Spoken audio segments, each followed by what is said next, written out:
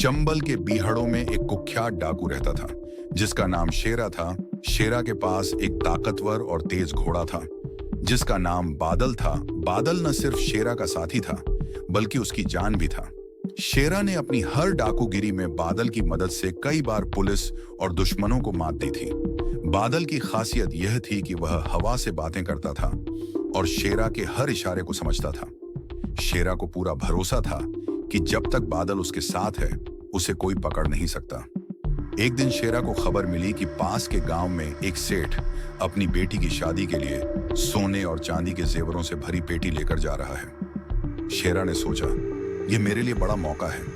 यह लूट मुझे चंबल का सबसे बड़ा डाकू बना देगी। शेरा ने अपनी बंदूक और तलवार संभाली और रात के अंधेरे में बादल पर सवार होकर गांव की ओर निकल पड़ा।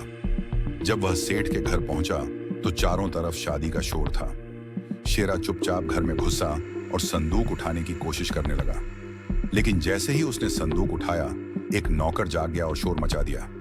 डाकू डाकू की आवाज सुनकर गांव वाले लाठी डंडे लेकर शेरा के पीछे दौड़ पड़े। शेरा ने फौरन बादल पर छलांग लगाई और उसे तेजी से दौड़ाने का आदेश दिया। गांव वालों ने शेरा का पीछा करना शुरू किया। शेरा और बादल चंबल के बीहड़ों की ओर भाग रहे थे, लेकिन गांव वाले उनके पीछे थे।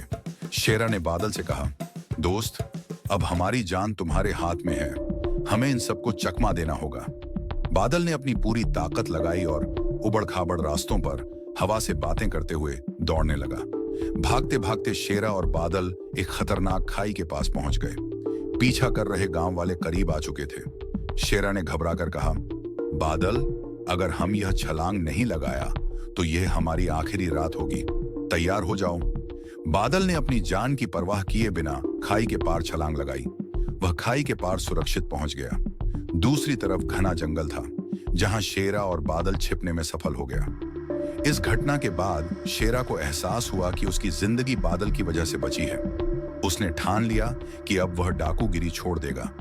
उसने सेठ का संदूक वापस लौटा दिया और गांव वालों से माफी मांगी।